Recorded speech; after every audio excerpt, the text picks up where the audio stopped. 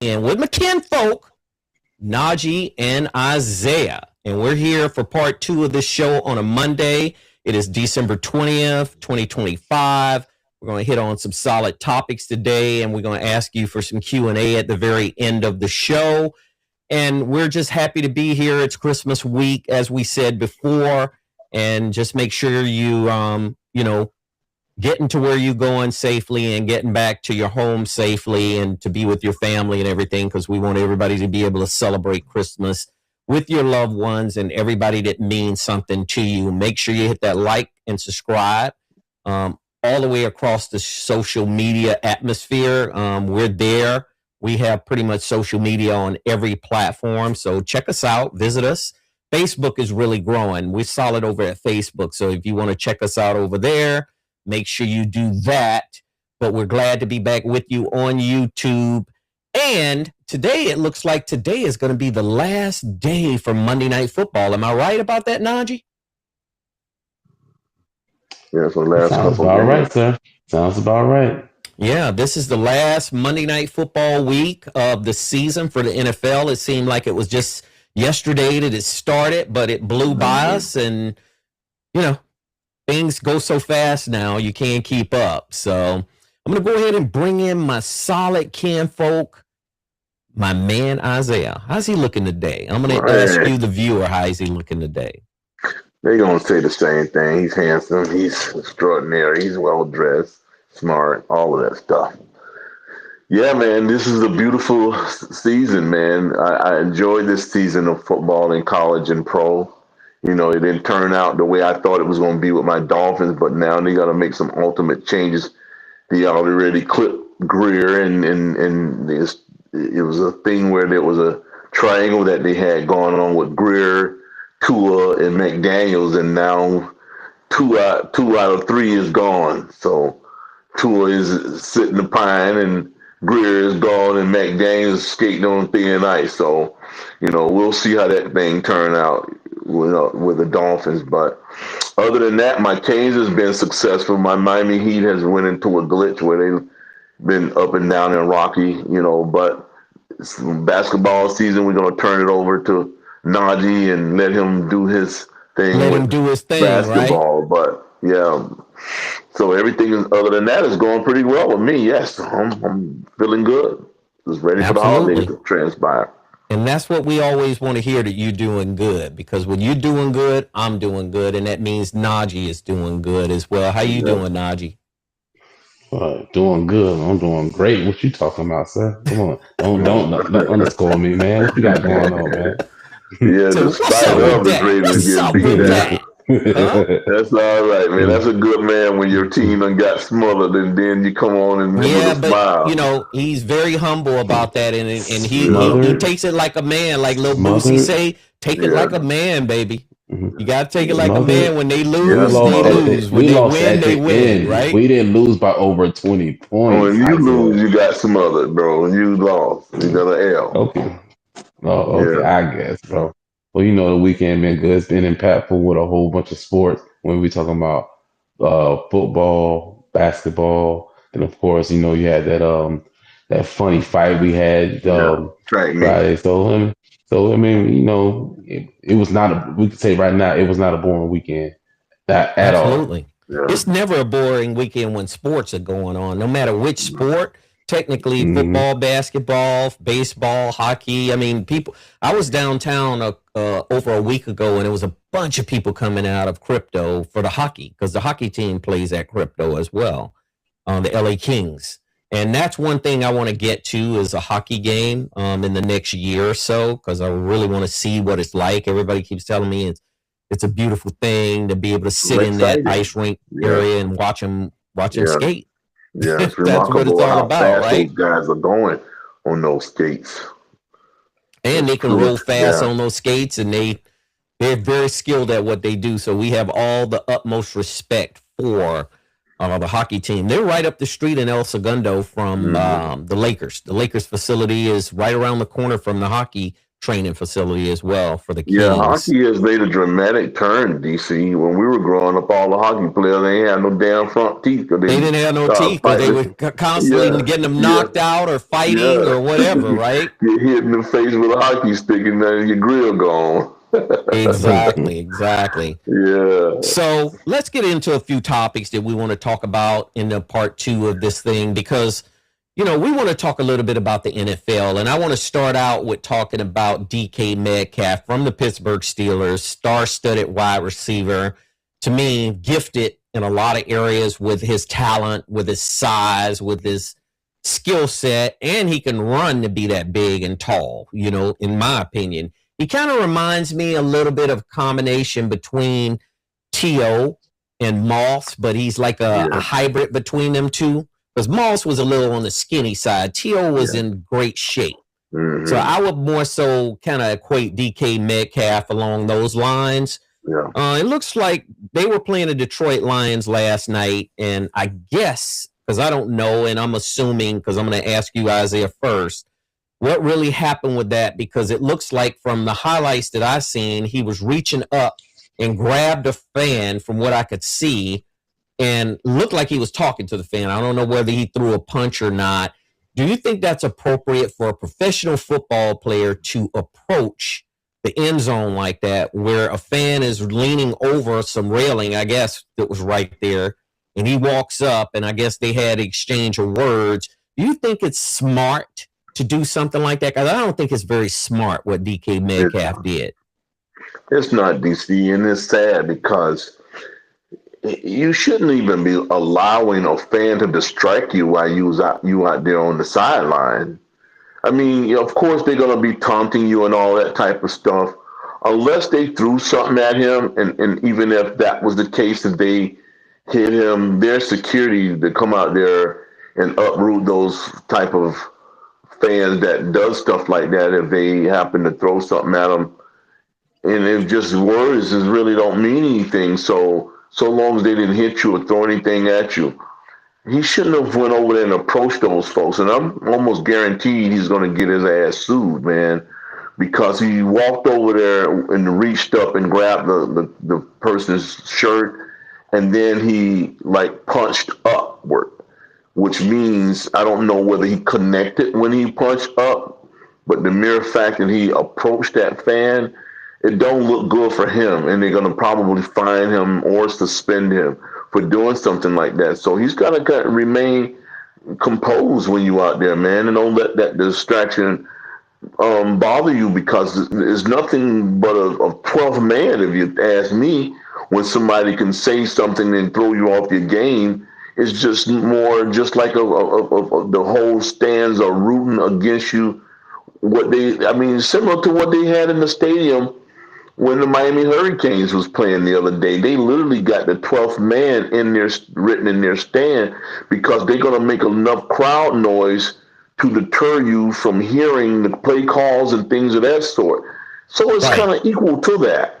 You say something to a player, you throw him off his game, he go out there and drop a freaking pass, or you forget his route, or it's just all of it kind of bobble in the same realm when a fan says something or do something to you, because they're just trying to throw you off your game, and he bought into it. So he's going to have to suffer the consequences some kind of way, because I'm almost guaranteed they're not going to just let it slide and let it just go by.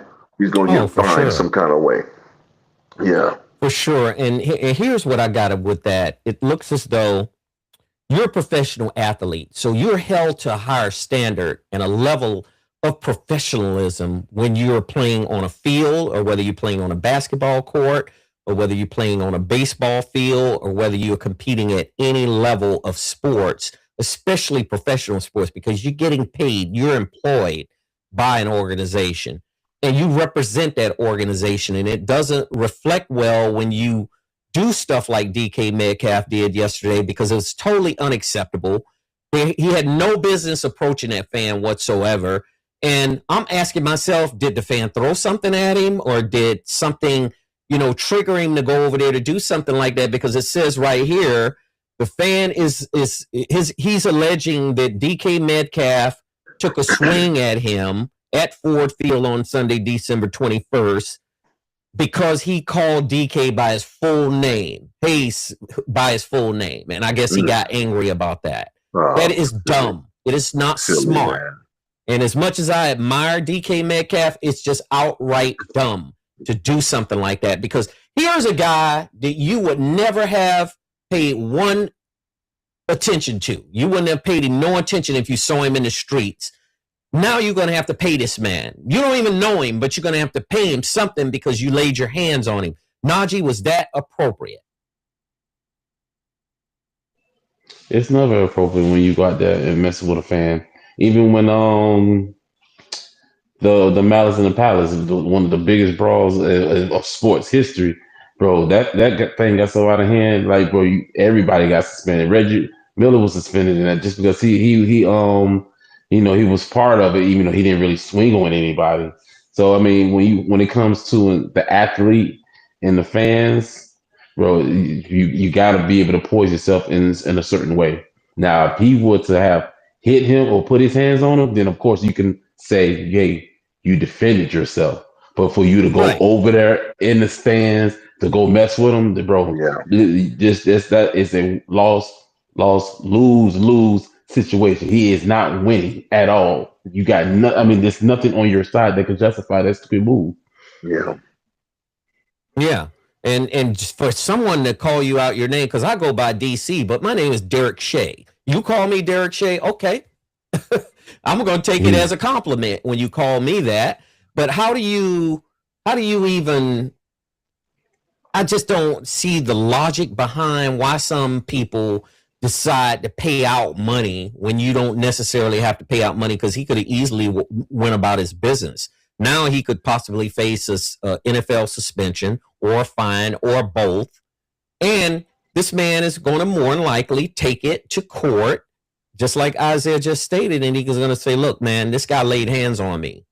And I didn't do anything to him other than call him by his full name, which they got his full name here, DK Zacharias Metcalf.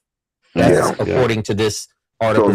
So now everybody who see this gonna potentially chase a bag because he gonna. That's exactly how they do Westbrook. I don't think he's gonna be that dumb and do it again. That's exactly how they do Russell Westbrook, because they know every time they call Westbrook that he gets it throws him off. He gets worked up. It throws his game off if he's in a game. Every time, it doesn't matter what city he's in. If they really want to throw Westbrook off his game, only thing they got to say is Westbrook, and he hears it and he's automatically going to check him about it.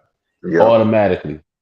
So that's the thing is and then on top of it, now it's putting pressure on the league to have to do something, because now let's say that he doesn't get suspended, that he doesn't get fined, they're gonna be like, oh, so y'all condone that type of behavior. So now they have to be able to do something, whether if it's a game, whether we fine you 20, 50 grand, he has to be penalized in a way to show that we're held to a higher standard than that.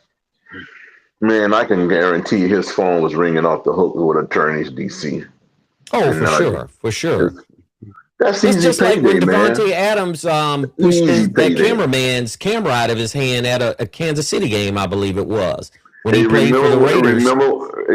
Remember when Dennis Rodman kicked that cameraman in the crotch? Oh, yeah. Remember how he got paid?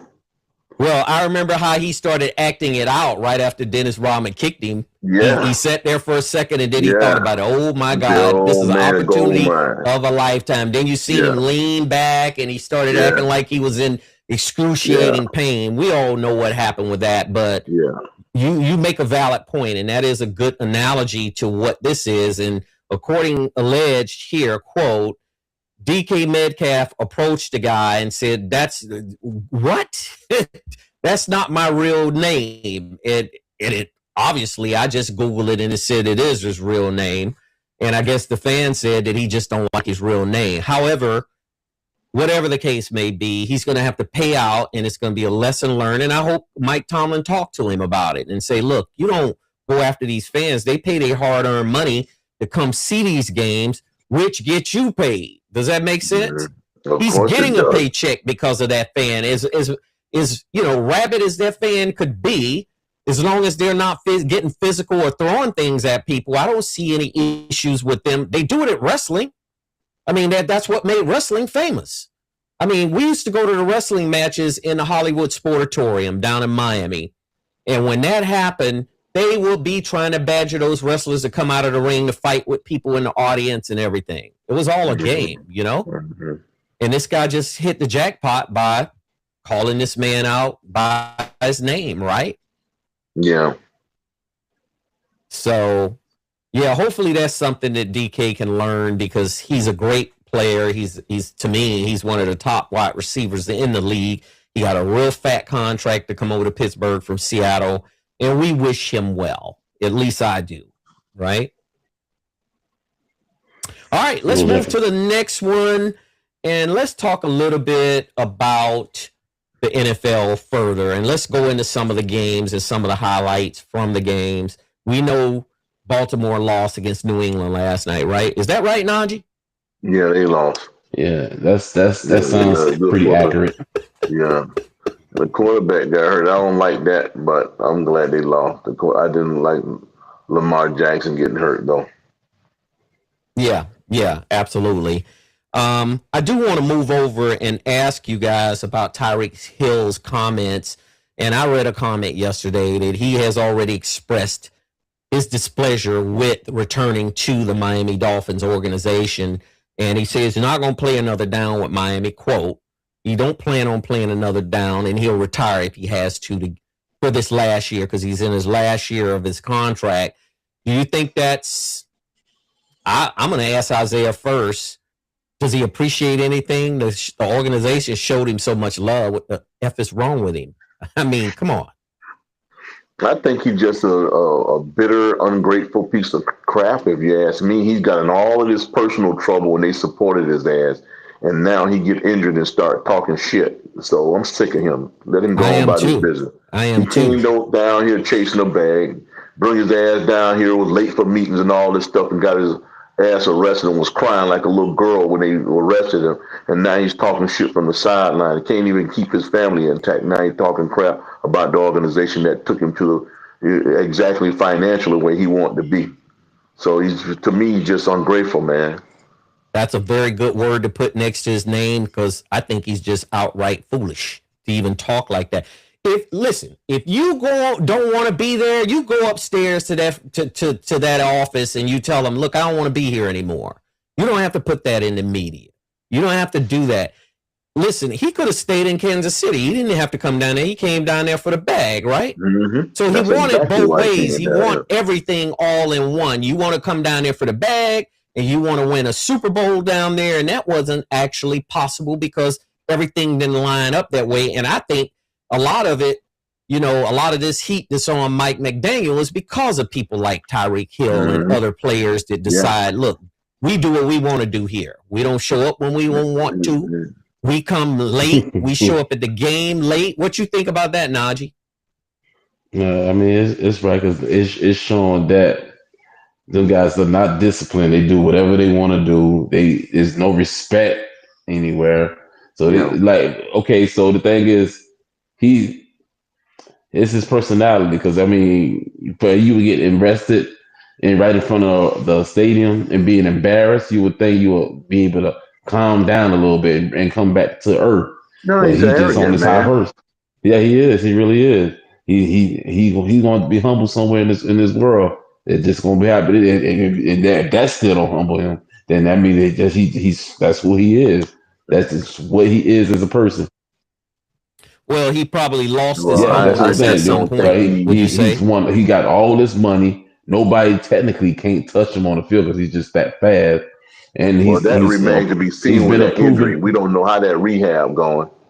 Yeah. With that injury, he may not play again. So he's talking too fast right now. Oh no! Have you seen some of his workouts already? Nope, I have not. I've seen it. I haven't seen him. Your workout and what workout? Running and turning and twisting and running and like that, or just he's doing all types of leg motions right now. He's lifting weights and doing all types of leg motions. I've seen some of his workouts already. Speed and cut. No, I didn't say that, but I'm saying that he's already in motion, because guess what? He's not coming back this season. I season. hope the best So for now him, man. he's not going to play again until next September. So he's still got another 9-10 months before I he has to don't do have anything. any problem with that at all, Najee, and I wish him the best with his rehab. But my point is with him, he came down here and he acted as if the Dolphins did something to him. He came down here and got exactly what he wanted. Things didn't pan out for the organization as a whole, not just him. Because remember, Flores came down here. He had the team on track.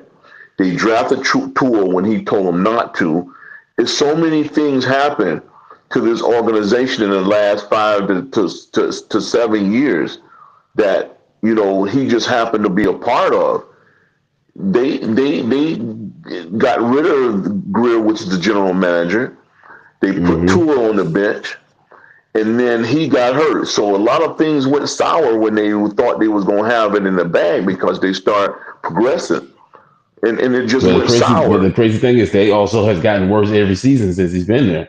Okay, because he was part of that where he was freaking selfish.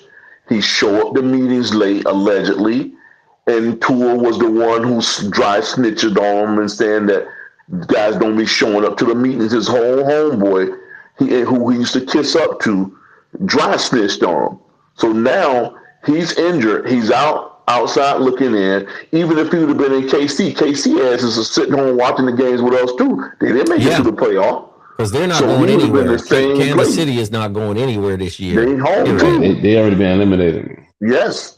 So he just talking out his mouth. And usually, if he want to get somewhere and go to a new team, he's a veteran. He should know better than that. He running his damn mouth out there, and he gonna fool around and get blackballed like T.O. and Ocho Cinco and the rest of those guys who had mouths like that there talking that shit. So he need to be quiet. He's got a lot on his plate. I always had it out for him on a positive level. I wanted him to do well, even when he had all those allegations about his girlfriend and his divorce. And I was a big advocate for him to straighten it up before you lose your family. Remember that, DC? Oh, for sure. I was telling him, man, defended him at all levels, at every step of the way. Because I was very hard on him, and then you defended him even through those times when I brought up certain things about him, because he don't seem to remember where he come from. I mean, he don't seem to remember that he grew up in Georgia, in South Georgia, and he didn't have a damn thing to show for nothing other than the fact that he had an athletic ability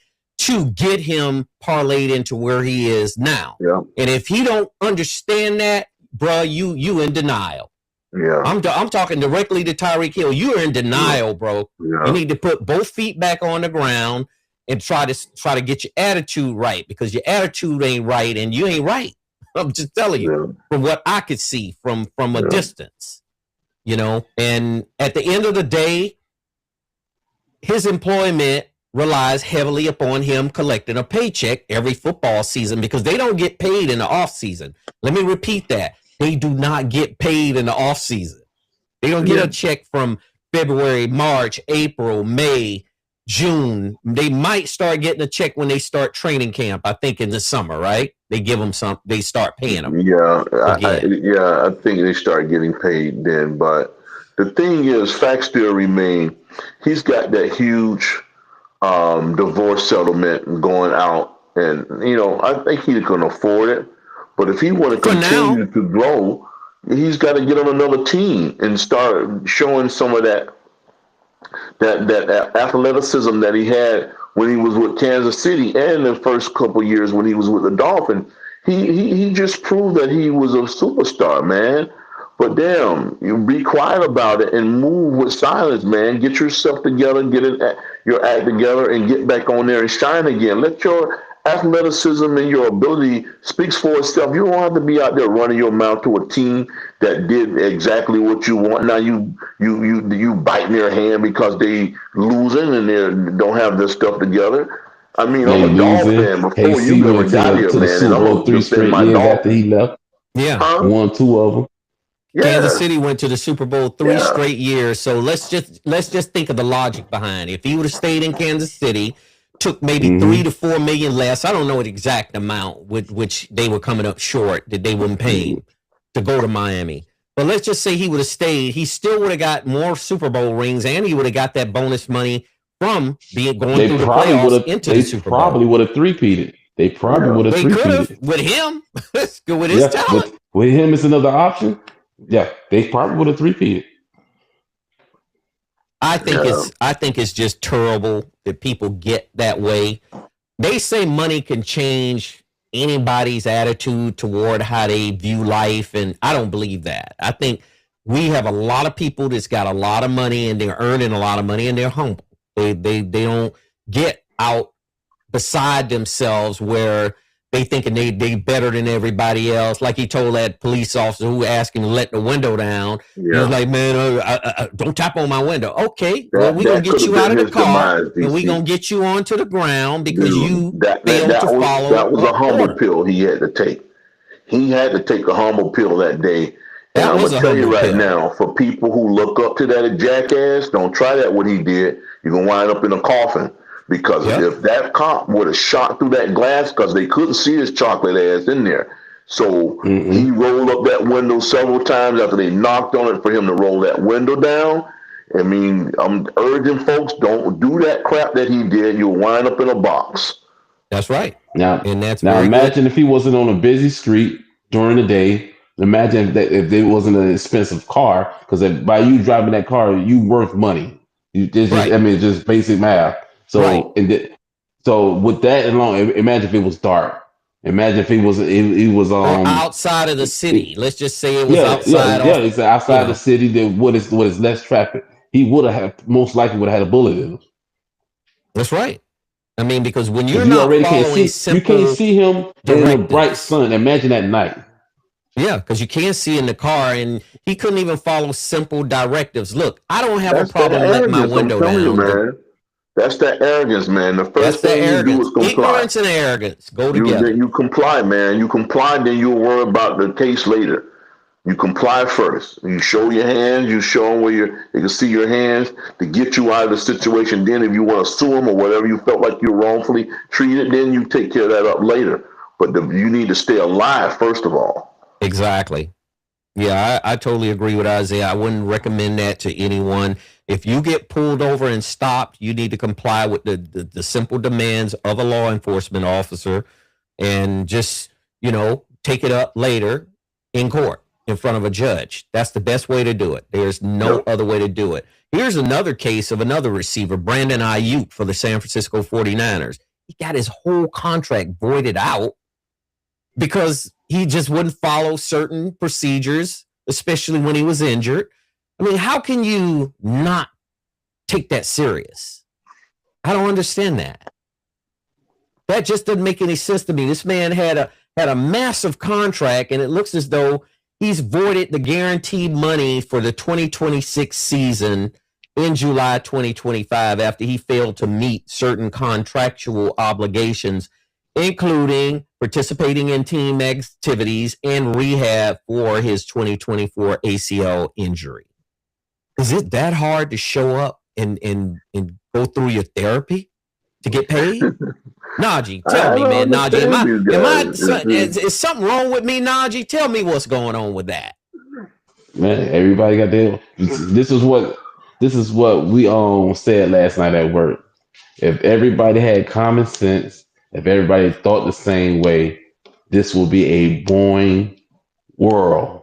So that's why everybody is different. Is it just like for example, let's say I'm eating at a table and you got somebody just smacking whatever, then it's bothering you, right? But if everybody's just eating it normal, it'll be boring. But that right there just caught your attention. Like, why is he doing that? So hey, you need some type of differential in this world, and sometimes you just can't, bro. You can't explain it. You can't explain it. You can't process it. Well, everybody got a different process of thinking. It also be a better world if everybody has some damn common sense.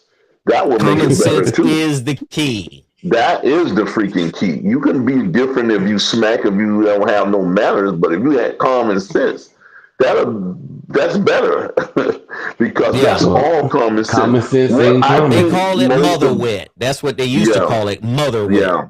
Common sense. What can humble guys like that is almost the same thing they did with kids that's just getting into like the 12-year-old and the 13-year-old who just going through puberty and their parents can't tell them a damn thing and they put them in boot camp.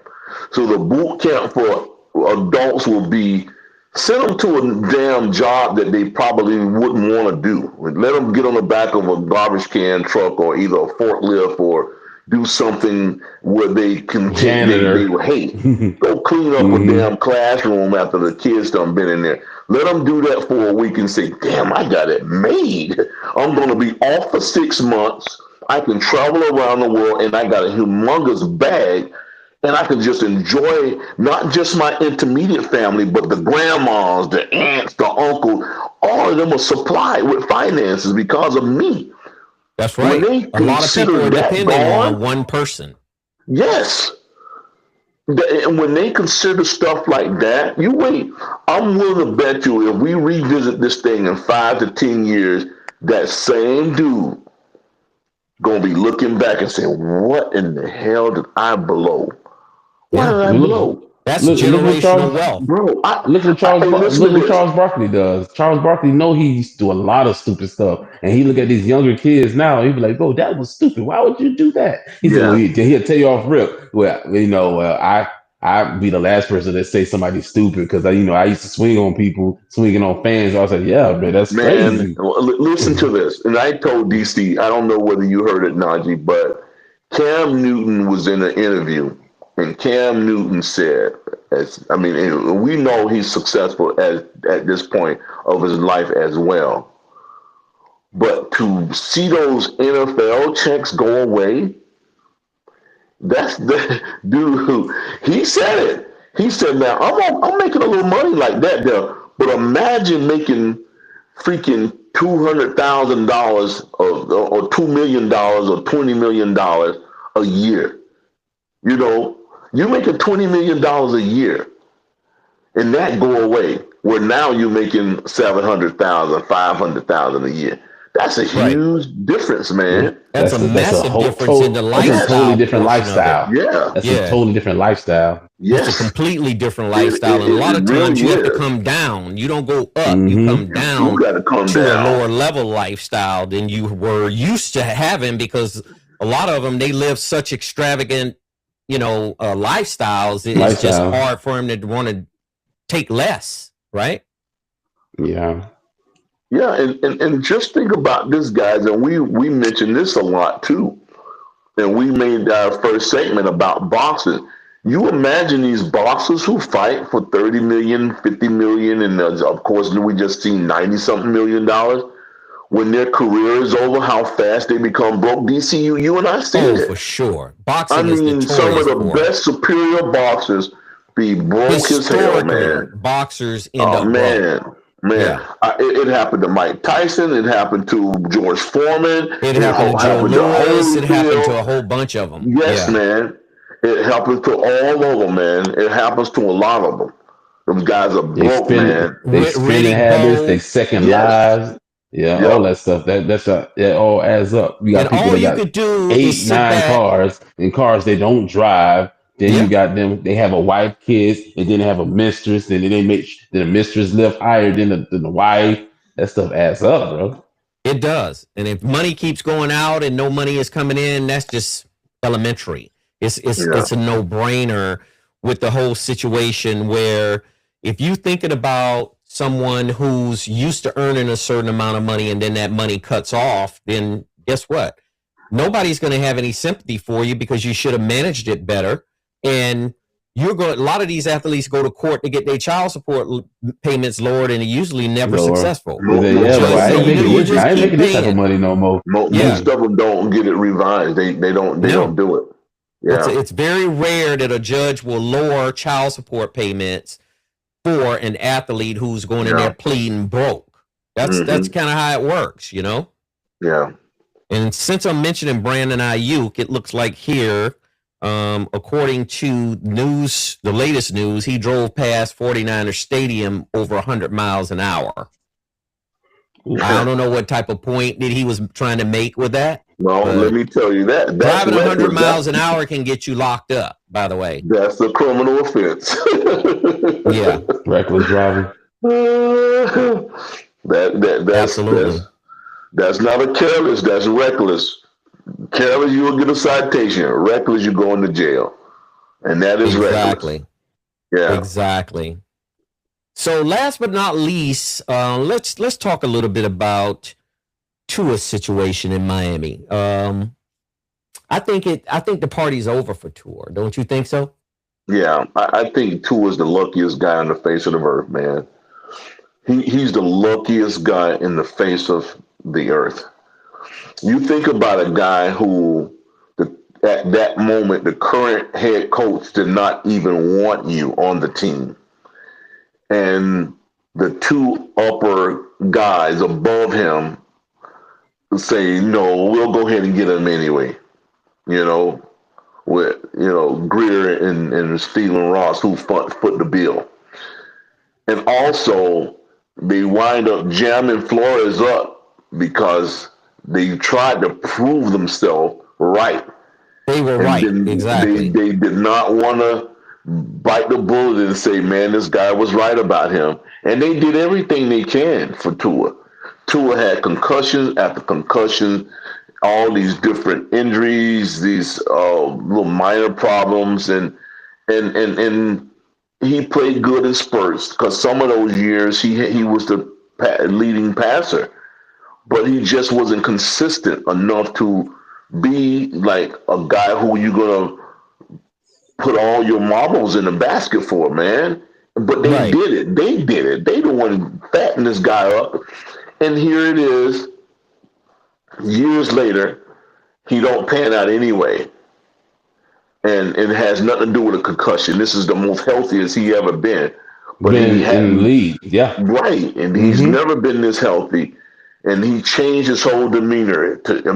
He don't even look like the same Tua I seen coming to the league. Now he's all with his hair braided, he's tatted up and trying to be hip hop and all this kind of crap. But he ain't doing a damn thing on that football field. Yeah. Because he's got all these outside distractions that we were talking about. Now he's got a third string rookie ahead of him. And he's trying to tell everybody he's going to do what he can to help. The best way you can help the Dolphins is get your ass out of here. That's the best way you can do. Hit the door. Helping these guys. Yep. Hit that door and don't look back. Just go somewhere else and play because I don't understand for the life of it what Chris Greer saw to even give him a new contract. I mean, to extend his contract and to add all that extra money in there. I didn't see it. I said it. They just want to make this thing right. Look like they were right. They didn't want to see Flores be correct on his judgment about him because Flores was absolutely right. I told you, I watched Tua's career, his whole collegiate career, man. I watched him. I always told you he had great mechanics. He had good targeted receivers that he always threw the ball to. But he's soft as cotton ball, bro. He's soft as butter when you put it in the microwave. I mean, he just broke up, man. Remember that Mississippi game? He got 3 major injuries at one time. He hurt his freaking ankle, his pelvis, and his Achilles. I remember that play. I saw that play. And he would have been out of the game. He wouldn't even been in there for that play without him convincing Saban to let him go back in there. Saban let him run one more play because they was winning the games decisively against Mississippi State. Right, yeah. and he let him run them, and freaking Saban couldn't believe he let him talk him into it to let him play, and he did. He said, "Let me run this, kind of finish this series out, coach." And he said, "Okay, well, what the hell." Yeah, them jokers scrambled and took off down that sideline, and they converted on him. Got him and put that thing on him, man. He put that thing on him. Yeah, he did.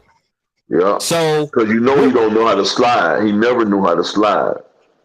Yeah, he just dives forward. Yeah. Yeah. Yeah. And that's not the way to do it either. Diving forward, you could get another concussion that way. They put their head, give you their head trauma. That's right. Since you mentioned Brian Flores, Isaiah, do you think he has another opportunity to become a head coach in the league? I think he does. I think he's well think qualified. He does, and I surely hope they give him the opportunity.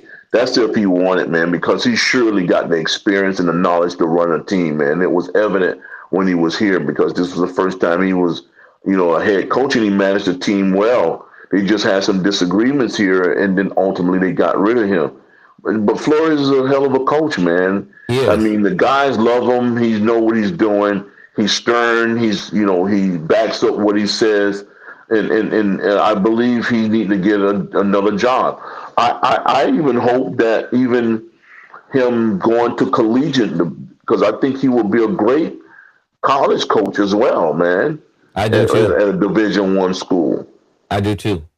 Yeah. With the way he's got that Minnesota defense dialed up and the way he coaches and everything, it's without a doubt that he deserves to be at a head coaching level somewhere, no matter whether it's college or no matter whether it's pro. So anyway, we'll wrap this show up today. And Monday Night Football is coming on tonight, so everybody should try to tune in to this last Monday night game. Who's playing tonight? We still got the Rams and the Falcons next Monday. Next Monday. Okay, I'm glad you checked that, Najee. That'll be a good one because the Rams is on a roll, and they just fired their special teams coach, though. They fired their special teams coach with that loss that they had a past week ago on a Thursday night. So that'll be interesting. But it looks like the 49ers and the Colts tonight, and Phillip Rivers will be starting. Rivers. You got Old Man Rivers. Old Man Rivers. That's right. So anyway, I'm going to get you to close it out, and I'm going to get Najee to close it out, and then we'll move to Isaiah. Yeah, so peace and blessings, love God, because he's definitely going to love you. Like we said, we got the holidays. Watch your back, watch your surroundings, watch your kids, because, they're out of school now. And, when kids are out of school, this is when they time to get in trouble or do stuff they ain't supposed to be doing. So keep an eye on your kids, keep an eye around your surroundings, because guess what? You got pirates out here that's willing to go across your head to take your gifts that you don't work all year to go get. Absolutely. So take care of yourself, take care of your family, and be blessed. Well said. Well said. How about you, Isaiah? Well, I second what Najee's saying, but I'm going to add a little bit more to it. Listen, you guys, be careful. Be careful out here because things are dangerous with people just preying on folks that's not paying attention. So do that. Watch yourself, watch your parents and the elderly folks, take care of them because they're the one that brought you here and now they need your help. So watch out for the older folks and the younger people who need your help in terms of they're young and they need guidance from older people, is what I'm saying. But guys, thanks so much for patronizing this show and tell your friends and your family and your coworkers that we're on. We're enjoying this thing and go K! It's all about the you, baby. It's all about the you. Yes. So I like the second and third that to you guys, that you guys summed it up eloquently. And one thing I wanted to bring up too is we have 700 plus uploads to YouTube. I think that's an accomplishment. Can we get a round of applause for that? Yeah. 700 uploads, in, y'all. Yeah, we putting that work in. And guess what? We have a cartoon series coming out, and we want you guys to get engaged, get on board with our cartoons. It's Derek, Najee, and Isaiah. And our cartoons are going to be very animated, and they're going to be bringing the best of everything. Yeah. So just get ready to start seeing our cartoon series grow. And we want you to come aboard and support us with that as well. Yeah. Make sure you take care of people around you. Take care of those ones who love you. And for people who need help, help them out. Just give them a quick help and do whatever you can for anybody that you can help. We'll see you soon. Peace. Love and prosperity. Take it easy. Merry Christmas, by the way. Merry Christmas, everybody. Merry Christmas.